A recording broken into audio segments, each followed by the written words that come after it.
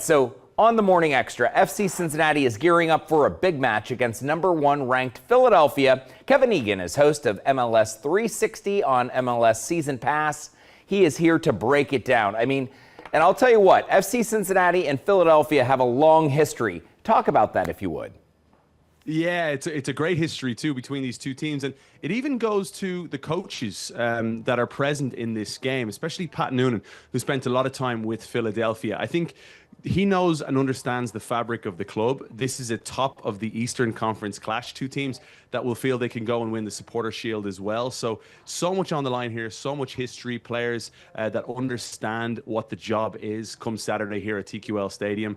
And Noonan knows the Philadelphia Union inside out. And a lot of, I think, the way Philadelphia play has been conditioned over the years by Philadelphia. So this is as blockbuster as it gets here for a regular season game. Well, you kind of touched upon it. Obviously, it's a home match for us here at TQL Stadium. But is it a player's game or is it a game of coaching?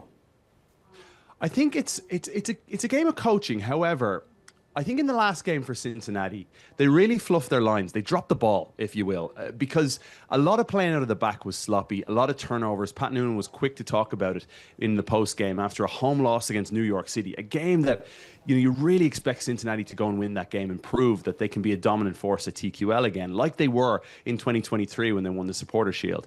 So turning the ball over had to have been, I guarantee you, a real stressor for Pat Noonan this week in training, because the Philadelphia Union will press. They're high octane, they're in your face, they're a blue collar, hard-working team. And if Cincinnati don't take care of the ball better in this game, I think they're in real trouble against the Philadelphia side that are flying with confidence right now. Well, and talk about the crowd experience, too. You're obviously there through these matches. I feel like Cincinnati really brings it. When we host any team, for that matter, the hometown crowd energy is something to be dealt with. It is for me, and I know I'm speaking with you guys, but I mean it sincerely. It's my favorite place to go in all of Major League Soccer. TQL Stadium, the Bailey is bouncing each and every time with sellout crowds.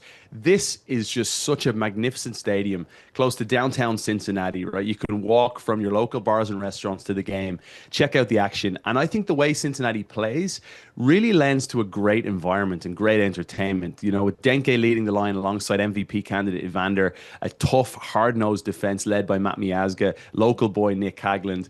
I think the whole experience at TQL is one to savor.